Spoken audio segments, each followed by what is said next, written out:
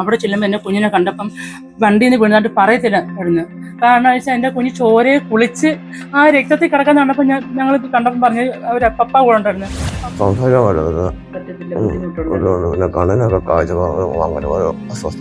എൻ്റെ കുഞ്ഞ് ആഹാരം പോലും കഴിക്കാൻ പറ്റുന്നില്ല. ഞാൻ ജോലിക്ക് പോകുന്ന വീട്ടു ജോലിക്ക് പോയാൽ കഴിഞ്ഞ് വീട് പോകുന്നത് കഴിക്കാൻ പോലും പറ്റുന്നില്ലൊന്നും. നമസ്കാരം. ഞാനിപ്പോൾ നിൽക്കുന്നത് കൊല്ലം ജില്ലയിലെ അഞ്ചാലുമൂട് പെരുമൺ ചിറ്റയം എന്ന് പറയുന്ന സ്ഥലത്താണ്. പെരുമൺ തേരോട്ടവുമായി ബന്ധപ്പെട്ട് ഉത്സവത്തിനിടെ ഉണ്ടായ ഒരു അടിപിടി. ഈ അടിപിടിയിൽ ഗുരുതരമായി പരിക്കേറ്റ പ്രവീണിന്റെ വീട്ടിലാണ് ഞാനിപ്പോൾ ഉള്ളത്. ഈ സംഭവത്തിൽ അഞ്ചാലുമൂട് പോലീസ് കേസെടുത്തിട്ടുണ്ട്. പക്ഷേ കേസെടുത്ത് നാളിതുവരെയായിട്ടും പ്രതികളെ പിടികൂടാനോ പ്രതികളെ കണ്ടെത്താനോ സാധിക്കാത്തൊരു സാഹചര്യമാണ്. എന്തുകൊണ്ടാണ് ഇത്തരത്തിൽ പ്രതികളെ കണ്ടെത്താൻ പറ്റാത്തത്? എന്നാൽ ഈ സംഭവത്തിൽ ഗുരുതരമായി പരിക്കേറ്റ ഈ സാഹചര്യത്തിൽ പല സാക്ഷികളും, ഇത് കണ്ടുനിന്ന പല സാക്ഷികളും മൊഴി മാറ്റി പറഞ്ഞുവെന്ന് ഇപ്പോൾ എൻ്റെ ഒപ്പമുള്ള പ്രവീണിന്റെ അമ്മ പറയുന്നു. അമ്മ, മകന്റെ അവസ്ഥ ഇപ്പൊ എങ്ങനെയാണ്? അതിൻ്റെ അവസ്ഥ എന്ന് വെച്ചാൽ ഇന്ന് 38 ദിവസമായി സംഭവം നടന്നിട്ട്. പെരുമൺ തേരിനോടനുബന്ധിച്ച് അവിടുന്ന് ഉത്സവം കഴിഞ്ഞ് ഒരു ഫാമിലിയായിട്ട് ഇഷ്യൂസ് ഉണ്ടായി. ആ ഇഷ്യൂസും പ്രകാരം അവിടുന്ന് അവർ അങ്ങോട്ടോട്ടും മാപ്പ് പറഞ്ഞ് ആ പ്രശ്നം തീർന്ന് അവർ വണ്ടി വിട്ടിഞ്ഞ് പെരുമൺ സ്കൂൾ മുക്കി വന്നിട്ടിടുന്ന് അവർ സ്കൂൾ മുക്കി നിൽക്കവേ തന്നെ ഇവൻ എന്നോട് ചോദിച്ചിട്ട് വണ്ടി എന്താ തുടങ്ങി, അത് വണ്ടി പഞ്ചറായി ചേട്ടാന്ന് പറയുന്നത്. അന്നേരം അപ്പോഴത്തേനില്ല പ്രശ്നം ഉണ്ടായ ആളും അവിടെ വന്ന് അപ്പോഴത്തേന് വീണ്ടും അവരുമായിട്ട് ചീത്ത വിളിയും പ്രശ്നമായപ്പോൾ എൻ്റെ മോൻ പറഞ്ഞിട്ടുണ്ട്, അത് ചീത്ത വിളിക്കാതെ പ്രശ്നത്തിന് ഇടുന്ന ഈ പ്രശ്നം നമ്മൾ ഈ DJ ഇറക്കിയ പരിപാടി ഇറക്കിയ നേരം ഈ മുണ്ടക്ക പ്രദേശത്ത് ഞാൻ അവരെല്ലാം കൂടെ ചെറുപ്പാരാണ് ഈ വണ്ടി ഇറക്കിയത്. അപ്പോൾ ഈ വണ്ടിക്കകത്ത് ഈ സംസാരമായപ്പോൾ ഫാമിലിയായിട്ട് വന്ന അവരോട് പരിചയമുണ്ട്. അന്നേരം അവർ സൈഡിൽ നിന്നുകൊണ്ട് പ്രശ്നം ഉണ്ടാക്കാന്ന് പറഞ്ഞപ്പം ഈ കൂടെ വന്ന ഹാരോടും കൂടെയുള്ള കൂട്ടുകാരും വിചാരിച്ചു പ്രവീൺ അവന്റെ കൂടെ സപ്പോർട്ട് സംസാരിക്കുകയാണ്. അതായത് പ്രവീൺ ഒരു ഒത്തുതീർപ്പിനായിരുന്നു ശ്രമിച്ചത്. പക്ഷെ അതിൽ ഇവന്മാര് അമ്മയ്ക്കും അമ്മൂമ്മയ്ക്കെല്ലാം ചീത്ത ചീത്ത വിളിക്കാത്ത പോലീസ് നമ്മൾ ഇത് DJ ഇറക്കിയത് അവരുടെ കാല് പിടിച്ച് പ്രശ്നം ആക്കിയതാ. നീ ചീത്ത വിളിക്കാൻ പറഞ്ഞു. ഇയാൾ എന്തുപാടെ കാണിക്കുന്നവരുന്ന് ഇയാൾ അവരുടെ സൈഡ് കൊണ്ട് ഇവനെ മറ്റേ മോനിന്ന് വിളിച്ചുകൊണ്ട് ഇവന് ഓടി വന്ന് വീഡിയോസ് എല്ലാം അവിടെ കിടപ്പുണ്ടായിരുന്നു. അവിടെ ആ ഭാഗത്ത് വീഡിയോ പിടിച്ചിട്ടുണ്ട്. ആ ഹാരോട് ഓടി വന്ന് പിന്നെ മൂക്കാമണ്ടയ്ക്ക് ഇടിയും കൊണ്ട് എൻ്റെ കുഞ്ഞ് അവിടെ ഇരിക്കുന്നു. അപ്പോഴും പറഞ്ഞ് നീ അങ്ങ് വാടുന്ന് പൈസ എല്ലാം സെറ്റിലാക്കണമെന്നും പറഞ്ഞ് എന്നെ വിളിച്ചിട്ട് പോയിടുന്നു. അങ്ങനെ ഇവൻ അവിടെ ചെന്ന് ഇവന്മാരെ ചെയ്യാൻ നീ വീണ്ടും വന്നോടാന്ന് ചോദിച്ചുകൊണ്ടിടുന്നു.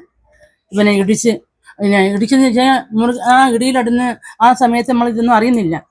അപ്പോഴും ഒരു 11 എനിക്ക് ഫോൺ വരുന്നു. വിനയെന്ന് പറഞ്ഞ മോനാ വിളിക്കുന്നത്. ആൻറ്റി ഇന്നതുപോലെ പെയിൻ ഹോസ്പിറ്റലിൽ വരണമെന്ന് പറഞ്ഞു. അത് ഞാൻ ചോദിച്ചു എന്തിനാ? അത് അച്ചാച്ചനൊരു അപകടം പറ്റിയെന്ന് പറഞ്ഞു. അപകടം പറ്റിയെന്ന് ഇപ്പോൾ 10 മിനിറ്റ് കഴിഞ്ഞപ്പോൾ ഞാൻ ഇവിടുന്ന് പോയിടുന്നു. അവിടെ ചെല്ലുമ്പോൾ എൻ്റെ കുഞ്ഞിനെ കണ്ടപ്പം വണ്ടിയിൽ നിന്ന് വീണതായിട്ട് പറയത്തില്ല ഇവിടുന്ന്. കാരണം വെച്ചാൽ എൻ്റെ കുഞ്ഞ് ചോരയെ കുളിച്ച് ആ രക്തത്തിൽ കിടക്കാൻ കണ്ടപ്പോൾ ഞങ്ങൾ കണ്ടപ്പം പറഞ്ഞ് അവർ പപ്പ കൂടെ ഉണ്ടായിരുന്നു. പപ്പ അതിരാൻ പറഞ്ഞ് എന്തിനാ നിങ്ങൾ ഈ ചതി ചെയ്തത്? നിങ്ങൾ കൊന്നു തന്നാൽ പോരായിരുന്നു. കാരണം ആ അവസ്ഥ അങ്ങനെ ആയിരുന്നു. അന്നേരം ഈ കൊണ്ടുവന്ന പയ്യന്മാർ എന്നെ വിളിച്ച സമയത്ത് അവിടെ ഈ സാംസൺ എന്ന് പറഞ്ഞ വ്യക്തിയുണ്ട്. അങ്ങനെ കുറേ അവരുടെ കൂട്ടത്തിലുള്ള കുറേ വ്യക്തികളുണ്ട്.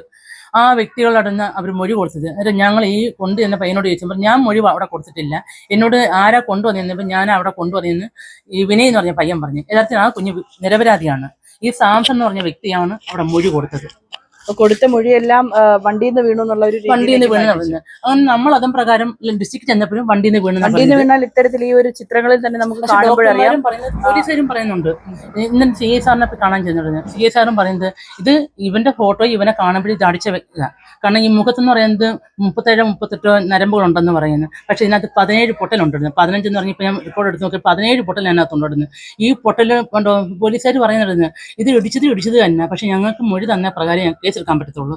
അതുകൊണ്ട് അമ്മ എന്നൊരു കാര്യം ചെയ്യണം, ആ മൊഴി കൊടുത്ത മക്കളെ അവരെ പോയി കണ്ട് അവരോട് ചോദിക്കുവാടുന്നു സത്യാവസ്ഥ എന്താണ്, നമ്മുടെ വൈരാഗ്യം എന്തോ ഉണ്ട്. ഞാൻ പറഞ്ഞു എൻ്റെ അറിവിൽ വൈരാഗ്യം അവർക്ക് ഇല്ലാടുന്നു.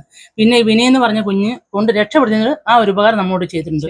പക്ഷേ സാംസൺ എന്ന് പറഞ്ഞ വ്യക്തിയാണ് അവിടെ മൊഴി കൊടുത്തിരിക്കുന്നത്. അതുകൊണ്ട് ഞാൻ 38 ദിവസമായി ഈ ഇത്രയും എൻ്റെ കുഞ്ഞ് ആഹാരം പോലും കഴിക്കാൻ പറ്റുന്നില്ല. ഞാൻ ജോലിക്ക് പോകുന്ന വീട്ടു ജോലിക്ക് പോയാൽ കഴിഞ്ഞ് വീട് പോകുന്നത്. എൻ്റെ ഭർത്താവ് ഒരു ഹാർട്ട് രോഗിയാണെന്ന് 5 വർഷമായി മരുന്ന് കഴിച്ചുകൊണ്ടിരിക്കുകയാണ്. പിന്നെ കാലിൽ കമ്പ് ഇട്ട് കിടക്കുക. ഇത്രയും അവസ്ഥയിൽ എനിക്ക് പരിതാപകരമായ ജീവിതം എൻ്റെ ഇടുന്നത്. എൻ്റെ മോനാണെങ്കിൽ ഇത്രയും ദിവസം ആഹാരം കഴിക്കുമ്പോൾ എനിക്ക് പോലും ആഹാരം കിടക്കുന്നില്ല. ഞാൻ ജീവച്ചമ്പളം നടക്കുന്നതേ ഉള്ളിടുന്നത്. ഈ ഫോട്ടോ നോക്കിടുന്നു. ഇത് കണ്ടാൽ പറയൂ ആരെങ്കിലും ഇടുന്നത്. ആര് പറയും? പോലീസുകാർ തന്നെ പറയുന്നുണ്ട് ഇത് കണ്ടല്ലിടിച്ചതല്ല. ഇത് ഈ ചിത്രങ്ങൾ നമുക്ക് കാണുമ്പോൾ ഇതുപോലെ നിരവധി ചിത്രങ്ങളാണ് നമുക്ക് ഇത് പ്രവീണിൻ്റെതായിട്ടുള്ളത്. പോലീസുകാർ തന്നെ പറയുന്നുണ്ട് ഇത്തരത്തിൽ ഇത് ബൈക്കിൽ നിന്ന് വീണതല്ല. ഈ ചിത്രങ്ങൾ കാണുമ്പോൾ തന്നെ അറിയാം നന്നായി മുഖത്തും പല്ലിലും അതോടൊപ്പം തന്നെ തലയ്ക്കും ഗുരുതരമായി തന്നെ പരിക്കേറ്റിട്ടുണ്ട്. ശരിക്കും ആഹാരം പോലും കഴിക്കാൻ പറ്റാത്ത സാഹചര്യത്തിലാണ് യുവാവ്. പക്ഷേ എന്നിട്ടും മൊഴിയുടെ അടിസ്ഥാനത്തിൽ മാത്രമേ കേസെടുക്കാൻ സാധിക്കുകയുള്ളൂ എന്നുള്ള വിചിത്രമായിട്ടുള്ള ഒരു മറുപടിയാണ് ഇപ്പോൾ പോലീസിൽ നിന്നും കിട്ടിയിരിക്കുന്നത്. എന്നാൽ പോലീസുകാർക്ക് തന്നെ അറിയാം ഇത് വാഹനത്തിൽ നിന്ന് വീണതല്ല, ഇത് ശരിക്കും അടിയേറ്റ പാടുകൾ തന്നെയാണ്. പക്ഷെ എന്തുകൊണ്ടാണ് പോലീസ് ഇങ്ങനെ വിചിത്രമായ രീതിയിലുള്ള മറുപടി പറയുന്നത്, എന്തുകൊണ്ടാണ് നടപടി എടുക്കാൻ വൈകുന്നത്? ഈ കാരണങ്ങളാണ് ഞങ്ങൾ അന്വേഷിക്കുന്നത്.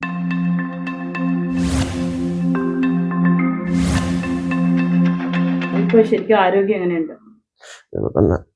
സംസാരിക്കാൻ ബുദ്ധിമുട്ടുണ്ടല്ലേ? ഏതൊക്കെ രീതിയിലാണ് അവസ്ഥ? ഇപ്പൊ എങ്ങനെയായിരുന്നു ആ സംഭവം? സംസാരിക്കാൻ പറ്റത്തില്ല, ബുദ്ധിമുട്ടുണ്ട്. പിന്നെ കണ്ണിനൊക്കെ കാഴ്ച ഓരോ അസ്വസ്ഥയുണ്ട്.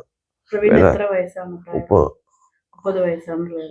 അപ്പൊ ഇതിനിടയിൽ ജോലിക്കോ അല്ലെങ്കിൽ ഒന്നും തന്നെ പോകാൻ പറ്റാത്ത അവസ്ഥയിലാണ്. പറ്റുന്നില്ല, കഴിക്കാൻ പോലും പറ്റുന്നില്ല. മൊത്തം കെട്ടി വെച്ചൊക്കെ കൊണ്ട് കമ്പിയാണ്. പിന്നെ ഫോട്ടോ എടുക്കാൻ നേരത്ത് വരുന്നുണ്ട്, ബ്ലഡ് ബ്ലഡ് വരുന്നുണ്ട്. ഇനി എത്ര നാളെടുക്കും? ഡോക്ടർ എന്തെങ്കിലും അറിയില്ല, അറിയില്ല. പാലെടുക്കാൻ മാത്രമേ ഇതിന് ചെയ്യാൻ പറ്റുള്ളൂ. ഫുള്ളും മുട്ട് ഇട്ടിട്ടുണ്ട്, തലക്ക് ഉണ്ട്. ഓരോ ദിവസം കഴിയും തോറും പ്രവീണിന്റെ ആരോഗ്യനില വഷളായിക്കൊണ്ടിരിക്കുകയാണ്. കാരണം ഈ ചെക്കപ്പിൽ ഓരോ ദിവസവും പറയുമ്പോഴും യാതൊരു തരത്തിലുള്ള മാറ്റവും കാണുന്നില്ല. ഇദ്ദേഹത്തിന്റെ മരുന്നുകൾ അല്ലെങ്കിൽ ഇദ്ദേഹത്തിന്റെ ഈ ഒരു നിലവിലുള്ള ആരോഗ്യാവസ്ഥ മരുന്നുകളൊന്നും തന്നെ പ്രതികരിക്കാത്തൊരു സാഹചര്യം ഉണ്ടായിരിക്കുന്നു.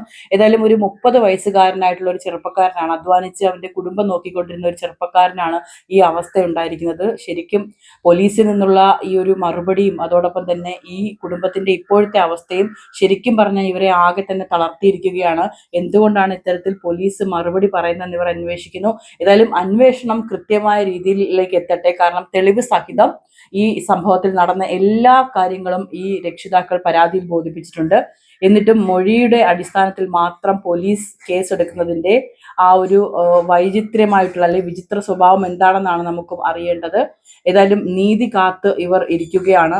ഒരു പക്ഷേ ഈ പോലീസിൽ, അതായത് അഞ്ചാലുമൂട് പോലീസിൽ നിന്നും നീതി ലഭിച്ചില്ല എന്നുണ്ടെങ്കിൽ ഉന്നത പോലീസ് ഉദ്യോഗസ്ഥരടക്കം മുഖ്യമന്ത്രി അടക്കമുള്ളവർക്ക് പരാതി കൊടുക്കാൻ തയ്യാറെടുക്കുകയാണ് ഈ കുടുംബം.